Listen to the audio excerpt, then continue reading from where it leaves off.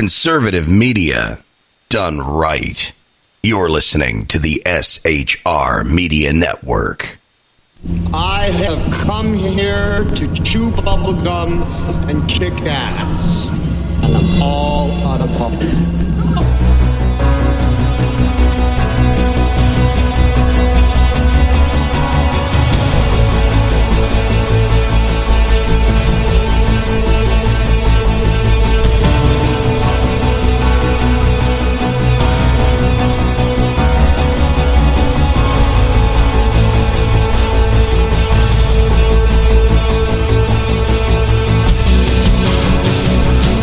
Ladies and gentlemen, boys and girls, children of all ages, welcome to the Bloviating Zeppelins Berserk Bobcat Saloon.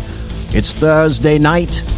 It's April 8th, the year of our Lord 2017, and this is the Thursday show customarily called The Aftermath.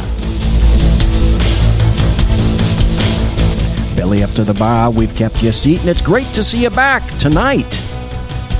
Tashay is going to be a bartendress tonight. She pulls with the best of them and the smoking lamp is lighted. We don't water our drinks just like we don't water our conversation. Politics, religion, crime, culture, economics, race, sex, science, law. We talk about it all here at the saloon. Nothing is sacred. All that we ask is that you flush the toilet, jiggle the handle, and don't forget to tip your waitress. Tonight, oh my gosh, so much stuff tonight. That's why it's called The Aftermath, otherwise known as all the shite I couldn't fit into the Tuesday show or on the Sackheads radio show last night, which just happened to be only me and only Sackheads Clint. Tonight, we're going to have happy stories and good times in kind of a unique and sort of different way. I'm going to go into a particular article that Jeff Dunnett's Yid with Lid wrote recently, today, I believe. Happy Going Nuclear Day. And Devin Nunes recuses himself? What the hell? China and Russia buying gold and kicking the dollar to the curb. What's up with that? And what's up with Fort Knox? Also tonight, Noam Chomsky says, hey, you know what? The Demorats are loons, which is kind of odd if you know anything about Noam Chomsky. We also have a particular article that I'd like to bring to everyone's attention about U.S. cyber attacks and North Korean missiles. Is there a linkage in some fashion? There may be, and I'd like to talk about it. If we don't run out of time with that, and I don't anticipate going into overtime, I certainly hope I don't go into overtime tonight, we might talk about some various incidents that are going on with Black Lives Matters with regard to some of their meetings and some of the people that attend their meetings and are Black Lives Matter members. Where do we start? It's absolutely incredible. Well, we know that, and I was listening to the Ken McClinton show, and number one, thank you, Ken McClinton, for introducing my show. And during Ken McClinton's show, anywhere from about 2 hours now, some very significant news has emerged. And I was listening to the Ken McClinton show, which is on the SHR Radio Network and is also on the TECN, the Exceptional Conservative Network, which is owned by Sir Ken of McClinton. And again, thanks, Ken, for allowing me on your show on Mondays, on Monday night. You also need to listen to it every night before you listen to me. I recommend highly you listen to Ken McClinton. He was talking tonight about what just recently happened at the behest of President Donald Trump. And that is this. He hinted that he was going to do something, but now it appears that he has most definitely had, by way of, I believe, 2 U.S. Navy ships launched missile attacks at a base in Syria, the direct result of some chemical attacks by Bashar Assad, President Assad of Syria, against civilians. Men, women, children, it didn't make any difference. NBC News writes, the United States launched dozens of cruise missiles. By the way, what do you guess a cruise missile costs? Would you guess, let's see, the average cruise missile is about 8 to 9 feet long. And it's powered by a turbojet. And it has a warhead on the front. What would you guess the average Tomahawk cruise missile costs? Would you say more than a Cadillac Escalade? Well, I'd say that's probably good. I'd guess more than about $75,000, wouldn't you? How about $100,000? Would you think that a Tomahawk cruise missile costs $100,000? $300,000? Oh my God. $500,000? Do you really think it would cost that much? $750,000? No. Wait, BZ, you can't be right. $1 million? No, not $1 million. $1.4 million. So we launched, it's estimated, 59 cruise missiles at the base in Syria in response for Assad attacking his civilians with gassing them with not just one, but a mixture of at least 3 deadly gases. We sent a $59 million gift to him. My understanding is that they were all launched just about simultaneously with the purposeful effect of striking at just about the exact same time. I think the people that were killed by the chemical weapons, and of course the chemical weapons that we utilized were banned, and there were about 100 civilians, casualties of that launch, that strike by banned chemical weapons in Syria. Here's an interesting point. If you go back to the beginning of the Gulf War, and at the time in Iraq, Saddam Hussein, the justification for going into Iraq, and this is post 9/11, you recognize, is that Saddam Hussein had possession of chemical weapons. There were all sorts of people on the left that said, no, he didn't, he never had them. Then there was an article in the New York Times that said, well, as a matter of fact, yes, he did happen to have chemical weapons. Well, it was theorized, and I think this now proves it, it tends to lend credence to that, is many people were indicating the chemical weapons were transported just before the invasion out of Iraq and across country lines into Syria. I believe that this suggests the weapons that have been used by Assad against his own people were those weapons that were transported from Iraq into Syria. Some people call me a loon. I tend to call myself a realist.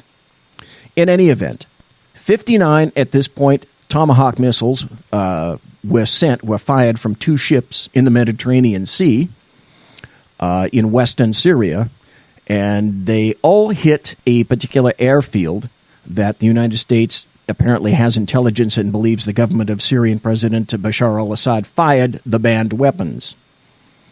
So initially, there was no word on casualties. Now, we don't know how many casualties there were from the strike itself.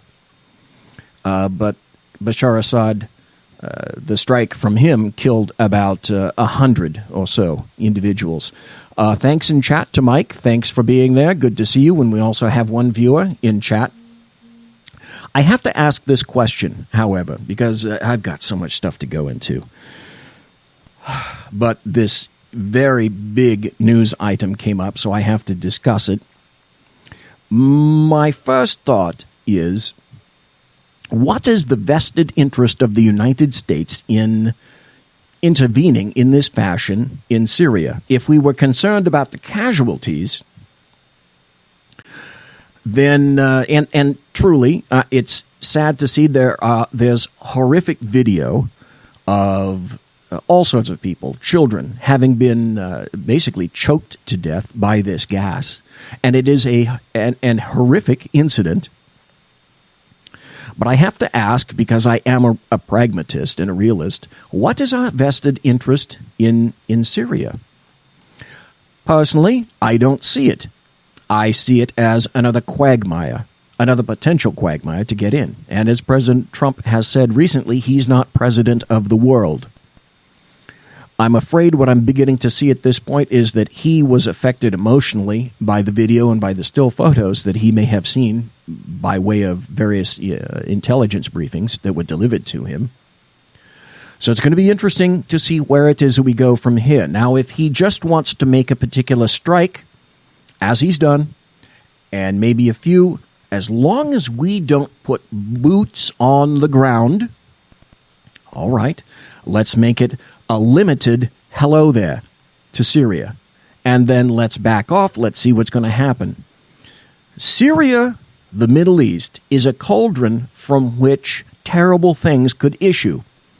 Obviously, we know, we have a pretty good idea what's going on with North Korea right now. And that little strange unit, Kim Jong-un. Well, we have some serious issues, and there are some people, biblical scholars, who believe that when the apocalypse, however you care to quantify it, comes, that it's going to stem from something in the Middle East.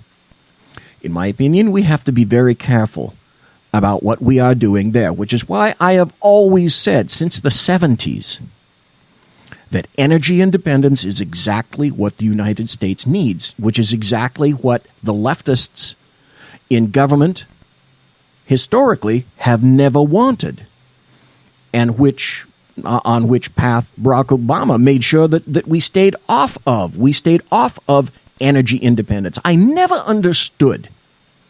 If you could call a diamond mined terribly that was offensive to people, if you could call that a blood diamond or a conflict diamond, with all the death that has occurred in the Middle East, why is it that you cannot call oil from the Middle East conflict oil a blood oil? Because in my opinion, that's exactly what it is. It's conflict oil and it's blood oil. And the sooner that we can get ourselves out of the Middle East and not get ourselves in a quagmire, the happier we're going to be. Now, I indicated that I don't believe we have a vested interest in Syria at this point. There's a USA Today article that came out that indicates President Trump says the Syrian strike is in the vital national security interest of the United States. And in the article, President Trump said he ordered targeted airstrikes against a Syrian airfield Thursday in retaliation for the regime's chemical weapon attack against civilians. It's in the vital national security interest of the United States to prevent and deter the spread and use of deadly chemical weapons, Trump said. Tonight, I call on all civilized nations to join us in seeking an end to the slaughter and bloodshed in Syria. In his estimation, clearly it's something that's warranted. In my personal I don't think so. Not so much. Obviously, clearly, as I indicated, it's a terrible, terrible scene. But we're going to see just where it happens to go from there. There are a number of elements in it. Russia becomes an element. If we happen to kill Russian troops, if we somehow manage to maybe even kill Israeli troops that we know are in Syria, we could potentially have a very serious problem on our hands. This is something with which we have to handle with care. It's like trying to juggle an eastern diamondback rattlesnake and make sure you don't get bit. Maybe there are people out there who can do it. I can't, and I'd say about 99% of the people in the United States certainly couldn't do that either. Caution. That's all I'm saying is I advise caution on that particular situation. Then, of course, I almost forgot my manners. I'd like to say hello to the exceptional conservative, Ken McClinton, who is in the chat room. And as I indicated earlier, Ken, great show. Thank you for promoting me. And that's why I spent some time telling everybody, before you listen to me, make sure you listen to Ken McClinton on the Exceptional Conservative Network and also on the SHR Media Network. So Ken is in chat. Thank you very much. Mike is in chat. And thank you very much. And Mary Brockman, her seat is empty at the bar. I've been telling people, and Tishay particularly, the bartenders tonight, you don't want to cross her, because all of a sudden you'll probably find a wet mop in your face if you sit in the wrong darn chair. Anyway, there's something that occurred recently, and I believe it's today, and it will also occur tomorrow, in terms of it's not a bad thing. I think it's a good thing. Now, this is not the intent of what I created this segment for, but I'm going to extend it here because in terms of, I think it's time for... It's time for happy stories and good times. So what is it what do we have to be happy about? Well, I'm going to go in this story sort of chronologically, which is kind of my gig. I enjoy doing things and relating information to people in a chronological fashion and explaining it completely so that people have a more thorough understanding of what's going on. And recently, we knew that Senate Majority Leader Mitch McConnell said earlier this week that by Friday, Judge Neil Gorsuch is going to be confirmed as a SCOTUS jurist to replace Antonin Scalia, who died a little over a year ago on February 13th at the age of 79 while he was vacationing at a West Texas ranch. The circumstances were just a bit weird, but in any event, the Wall Street Journal wrote this particular article. It said, next up Thursday, cloture vote and rule change. People are always wondering, what the hell is cloture? Well, we're going to go into that, and I'm going to explain that a little bit in detail. The Senate is on the verge of a major rules change sparked by Judge Neil Gorsuch's nomination of a Supreme Court justice as Republicans and Democrats barrel towards a partisan showdown in the Senate floor over the future of the filibuster. Stop. We know what already happened, but I'm leading you up to it. The first procedural vote on Judge Gorsuch, President Donald Trump's nomination to a lifetime appointment at the Supreme Court, is expected Thursday morning. It did occur, a vote where the GOP is expected to fall short. As a result, Senate Republicans are expected to use a procedural motion that would eliminate the filibuster for this and future Supreme Court nominations, expanding on changes the Demorats instituted in 2013. Keep that in your tickler file back in your brain housing group. Because we'll come back to that. Well, what were the changes, I have to ask, and you probably are wondering, that were initiated in 2013 by the Senate Majority Leader, the evil, in my opinion, Harry Reid? If you want to see somebody who is if you're looking for evil on a milk carton, any milk carton where you're looking for evil, you'll see the face of Harry Reid. This article from the WallStreetJournal.com. Reid, this is from 2013, Reid Demorats trigger the nuclear option, eliminate most filibusters on nominees. Senate Democrats took the dramatic step Thursday of eliminating filibusters for most nominations by presidents, a power play they said was necessary to fix a broken system, but one that Republicans said will only rupture it further. Not necessarily disagreeing. Democrats used a rare parliamentary move to change the rules so that federal judicial nominees and executive office appointments can advance to confirmation votes by a simple majority of senators rather than the 60-vote supermajority that has been the customary standard for nearly 4 decades. Remember that as well. Precedent. The immediate rationale for the move was to allow the confirmation of 3 picks by President Obama to the U.S. Court of Appeals for the District of Columbia Circuit. So if you're not aware, the DCA, the District Court of Appeals for the District of Columbia Circuit, is about the most powerful judicial portion of the judicial branch other than the Supreme Court in terms of power. There's the Supreme Court, then there's the D.C., District Court of Appeals in D.C., the District of Columbia. The most recent examples of what Democrats have long considered unreasonably partisan obstructions by Republicans.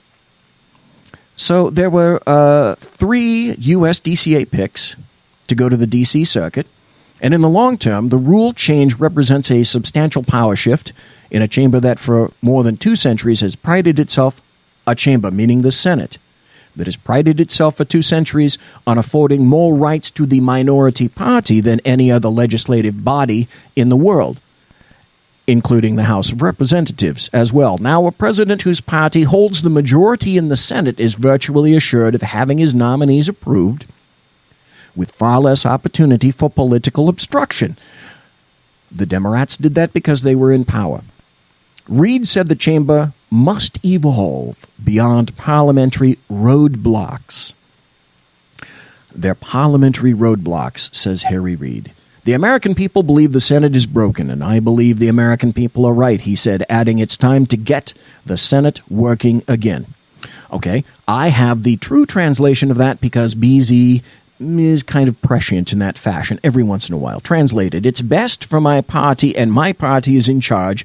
Therefore, that's what we're going to be doing. Republicans said the Demorats upended the rules will result in fallout for years. That happens to be true as well. It's another raw exercise of political power to permit the majority to do anything it wants whenever it wants to do it, Senator Lamar Alexander from Tennessee, the GOP's parliamentary expert, told reporters. The last sentence in that particular article, that's prescient. Republicans vowed to reciprocate if they reclaim the majority. So thank you, Harry Reid. History meets Schadenfreude. All right, shake hands and come out fighting. Demorats won't be in power in perpetuity. That's one of my favorite phrases, said Senator Richard Shelby from Alabama, 27-year member. This is a mistake, a big one for the long run. Maybe not for the short run, short-term gains, but I think it changes the Senate tremendously in a bad way. I submit that Shelby had a pretty good idea what he was talking about. From the vault, let's remember if we can. Are we seeing the end of the filibuster or the beginning of the end? Today's pattern of obstruction, it just isn't normal. This is from 2013, remember. It's not what our founders envisioned. Democrats play a little hardball. It's time to change. It's time to change the Senate before this institution becomes obsolete. Blowing up Senate rules to get the president's nominees confirmed. It's really not about the filibuster. It's another raw exercise of political power to permit the majority to do anything it wants whenever it wants to do it. A breakthrough or a breakdown? Good evening. It's quiet in Washington tonight, but there are echoes here from a tumultuous week. We begin in the Senate, where the biggest debate was about finding a way to end debate. The American people believe Congress is broken. The American people believe the Senate is broken. And I believe the American people are right. Senate Democrats infuriated the Republican minority by pulling the pin on a long-threatened grenade, changing the rules that require a 60-vote majority to confirm presidential nominees. They believe that one set of rules should apply to them,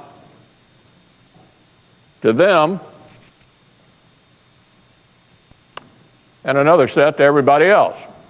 He may as just as well have said, if you like the rules of the Senate, you can keep them. Imagine that. Huh? This is Mitch McConnell. If you like the rules of the Senate, you can keep them. That was very lively from Mitch McConnell. That was a big laugh line in the Senate this week. How long was all of this in the works? It seems like it suddenly, after years of talking about the nuclear option, all of a sudden, there it was. I think if you were paying close attention to the Senate, there was a sense of inevitability to this. You kind of knew it was coming. The most recent, what sort of the final straw in all this was a recent fight over D.C. Circuit Court nominations. This has been sort of in the works for weeks. Each one of these 3 qualified nominees were filibustered by Republicans. All the while, Harry Reid was warning them that if they keep doing this, he's going to finally go nuclear. Let me again emphasize that the DCA in the District of Columbia is the second most powerful federal court system. So getting nominees into D.C. is not entirely dissimilar from trying to get a nominee into SCOTUS. That's almost like attempting to stack the deck by 3 in SCOTUS, which is why the Republicans were not particularly impressed.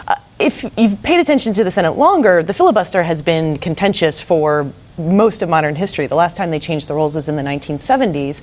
The threshold used to be 67 votes. Then they moved it to 60. Democrats today said that is still too high of a bar. Supporters of changing it called it the constitutional option, saying that any president, which Democrats were quick to focus on this week, not just President Obama, all future presidents, now will have a stronger prerogative to be able to fill the government with the people that they want to work for them. And that seems like a very basic thing to support. On the downside, there is something called minority rights, which is sort of what makes the United States Senate the United States Senate, which gives each senator sort of an equal amount of importance in the chamber. The idea that any of them can gum up the works is sort of what makes it a special place. Now the Democrats have said majority rule can change the rules of the Senate, and that in such a significant way changes the way this chamber is going to work. So that's actually very, very correct. Now, I may be preaching to some people that are already saying, BZ, I got it. Okay, you don't have to go into this stuff in depth. But occasionally there are individuals who come and either to my blog, bloviatingzeppelin.net, or they come to the radio show, and they're thinking, this is just way too much inside baseball to me. But once I explain things to you, I think you'll understand why it is that things are done, how it is that things are done, and what people are attempting to achieve by doing them. Sue, what does it look forward the Supreme Court? What does it mean for Supreme Court now? Well, that's one of the big questions. And part of the reason why they didn't go nuclear, why they always walked up to the line and walked back, was this idea that you could go too far. They drew the line that what they did was it only changes executive nominations, people like cabinet officials, and all judges but the Supreme Court. But it's the slippery slope argument. And this is what Republicans warned this week. They said if you open this box, if you open this Pandora's box, you are changing the game by which any future majority can change those rules.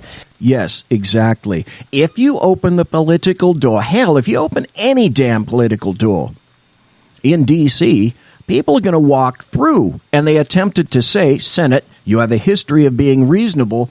Please continue with that history of being reasonable, despite the fact that it's clear you're attempting to stack the D.C. Circuit deck.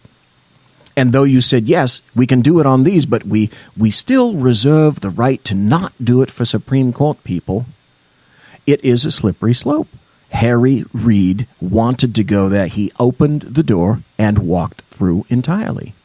Democrats have said they don't intend to change the rules for Supreme Court nominees, but in 2 years, in 4 years, in 6 years, it is certainly a possibility at this point. When this has been proposed in the past, the thing that always made people step back was, well, you're going to be a minority sooner or later, and then it's going to work against you, and that kind of made... Why this time did the Democrats say, we don't care? We know we're going to be in the minority, and it's going to come back and haunt us at some point, but right now we're going to do it. What's really interesting in the Senate right now, and John McCain and other Republicans, more senior Democrats, Carl Levin was a Democrat who voted against it, said most Democrats serving right now don't know what life in the majority is, or in the minority is like. 33 of 55 Senate Democrats have only known the Senate in the majority. Carl Levin voted against it this week, and he said that very same thing, is that you have to think of this as an institution and not just as your personal prerogative right now. To think that, and Republicans have been rather candid in saying when we take over, and eventually we will take over. That's true. Tit for tat. You have to look ahead. You have to understand what's down the line, and what you're doing today will have consequences tomorrow. Wait, didn't we get told that by another individual who was a president? Didn't he, the Imperial Barack Hussein Obama, tell us quite clearly, you're a loser, elections have consequences? Well, imagine that, Barack, don't they? That we have every right. You have set you've set the precedent that the majority can change the rules with just a majority vote. And Mitch McConnell said on the floor, it may happen sooner than you think. Yeah, it sure will happen sooner than you think. Imagine that. But again, like I say, what I'm doing here is attempting to set the background for you, give you the history, so that you can understand and have a much better grasp of what it is that is occurring, that has occurred today, and will occur tomorrow. Hang in there. We'll be right back. Conservative media done right. You're listening to the SHR Media Network. Breaking news. According to the latest report coming out of SHR Media, a merchandise store to support both the Reaver of Common Sense and SHR Media has just been unleashed to the general public. Be forewarned that this site can be contagious and numerous items can be purchased to support the best news programming. Go to Reaver.one website and click on the store link to check out the merchandise. Hello, I'm Matt, a student at Hillsdale College. Here's Hillsdale President Larry Arnn on the continuing relevance of the Constitution. Many argue today that the Constitution is outdated because it addresses problems peculiar to the 18th century. Some parts of the Constitution do read rather quaintly. Consider the injunction against titles of nobility in Article 1, Section 9 of the Constitution. But is that so outdated? The purpose of the injunction is to prevent the government granting special privileges to some for partisan reasons. This strikes at the heart of the rule of law. The crony capitalism so common today is a place where the government bestows favors and tax dollars on some businesses to give them a leg up over others. This is exactly the kind of thing the Constitution was meant to prohibit. The Constitution is not so outdated after all. This Constitution Minute was brought to you by Hillsdale College. To join the national conversation on the Constitution, go to constitutionminute.com. Times are dark. The people misled by corrupt politicians, lied to by establishment media, and deceived by the false messages of Islam. A nation in confusion needs a guide. It needs a man with a cane. I'm Dave Milner. Join me on Spreaker, SHR Media, High Plains Talk Radio, Live Rebooting Liberty, and YouTube for a unique brand of commentary on the unpleasant blind guide. Because truth is not always pleasant. In a world controlled by corrupt politicians, You got a business. You didn't build that. a team of ordinary men emerge from the ashes to give voice to the voiceless and hope to the hopeless. Sackhead Sean. Dude, I'm not saying cough for the stupid program. Sackhead Clint. All good friends of ours usually show up drunk. Also starring Sacco as the producer. I'm a little bit drunk, 'cause I'm drinking. They are the Sackheads Radio Show. Every Wednesday at 8 p.m. Pacific on SHRmedia.com.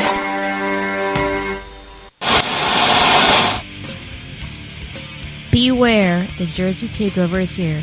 Every Monday through Friday, 11 a.m. to 1 p.m. Eastern Standard Time. You can catch the Reaver of Common Sense show, hosted by Jersey Joe, right here on SHRmedia.com and HighPlainsDailyNews.com. Only Jersey can deliver hell like no one else, so consider this your fair warning.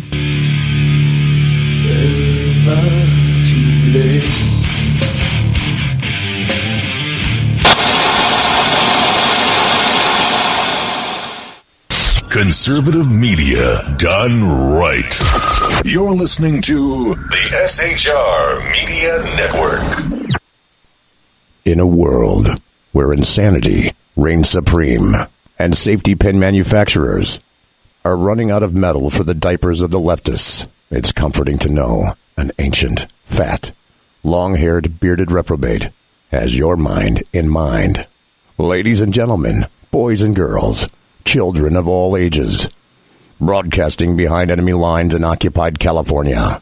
And despite every attempt by the SHR Media Network to revoke his shameless contract, we return to the bloviating Zeppelin's Berserk Bobcat Saloon.